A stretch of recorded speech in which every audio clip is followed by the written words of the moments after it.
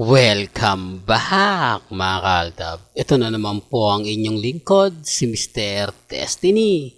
At magbibigay po tayo ng pinakamainit na update po ngayon sa social media mga kaaldab. Well, trending po si Maine Mendoza mga kaaldab. Nakakatuwa lang po dahil kumbaga kung trending si Mengay, trending din po si Alden Richards. Ito yung sinasabi ko na respeto na lang po sa mga taong hindi naniniwala. Respeto na lang po sa mga taong nagre-react at ng mga nagko-komento, di po ba? Kung bakit nga po ba mas pumapabor po talaga kila Mengay at kay Alden kahit nasabihin na natin na Mr. Destiny, sigawan ng mga netizen, Alden Di po ba? Yung pag-perform ni Maine Polkerson.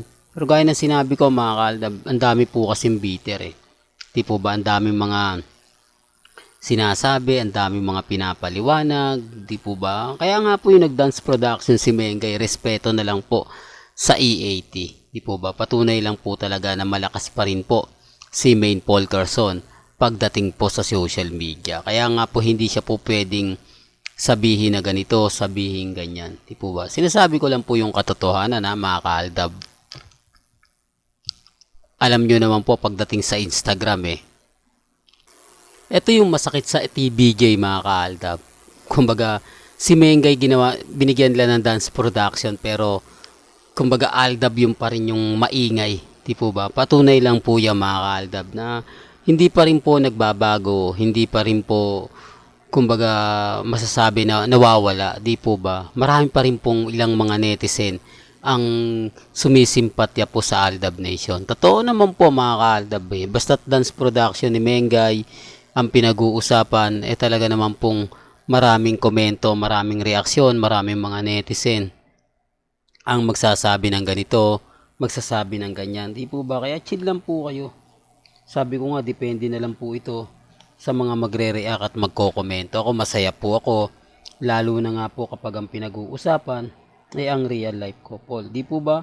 Totoo naman po yung mga sinasabi ko. Ang problema lang, hindi lang po nila matanggap at ayaw lang po nilang kumbaga sabihin, di po ba? O hindi lang po nila magawang ipaliwanag.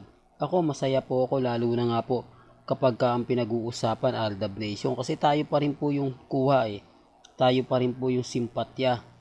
Di po ba? Ang problema lang po dun sa mga bitter, sa mga nagsasabi ng ganito, sa mga nagsasabi ng ganon.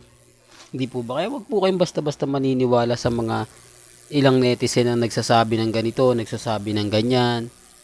Tayo pa rin po yung malakas, tayo pa rin po ang nangungunas sa social media kasi kahit hindi po natin banggitin o kahit hindi na po tayo magbigay ng mga kaganapan, sila rin po yung gumagawa. Iba daw po talaga yung chemistry nila Mengay at ni Alden kapag ka magkasamang nagpe-perform. Totoo naman pa yan sa TV5 na po galing mismo yan Ibig kong sabihin mga viewers na ng TV5 ang mga nagre-react at nagko-komento.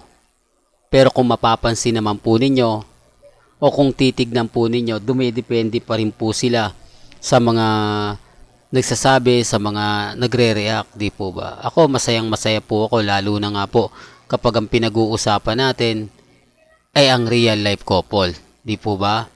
Ang problema lang po napakaraming bitter. Ang problema lang po yung mga netizen na nagsasabi ng ganito, nagsasabi ng ganyan. Kaya wag po kayong masyadong padadala sa mga sinasabi ng iba. Basta ako kampante, matatag. Di po ba? Ilan naman po yung importante. Maging updated po kayo. Ano man po yung mga nababasa ninyo, napapanood ninyo, napapakinggan po ninyo, chill lang. Di po ba? Ngayon mga kaaldab, mabango si Mengay sa dance production. Pero mas mabango pa rin po si Richard Polkerson. O sino ngayon ang pinaka lamang? Sino ngayon ang pinaka mas pinag-uusapan? Sino ngayon ang pinaka bida? Siyempre Aldab pa rin po. Respeto na lang po sa mga hindi nakakagets at nakakaunawa sa mga sinasabi ko. Basta ako chill lang. Di po ba? Ilan naman po yung importante mga kaaldab, maging updated po kayo. Ngayon masayang masaya po tayo kahit anong sabihin po ng mga ilang netizen Kahit napakaraming photos, napakaraming video na inilalabas po nila na magkasama ko si Congressman Spotted, si Mengay, halatang halata naman pong kumbaga, yung tipong ginagamit lang, di po ba, para sa publicity. Alam naman po natin na hindi naman po tayo madala sa mga ganyan. Ngayon iniiwasan nila mga kaaldab yung mga ilang netizen na nagtatanong, ilang mga netizen na nagsasabi na kumbaga ano ba nangyayari, di po ba? Real talk to mga kaaldab. Kaya nga po mga kaaldab, ang dami talagang bitter. Ako, may mga update po na mahirap ipaliwanag. May mga update po na mapapaisip po talaga kayo ng gusto. Pero gaya ng sinasabi ko, depende pa rin po ito sa mga netizen. Depende pa rin po ito sa mga nagsasabing ganito, sa mga nagsasabi ng ganyan.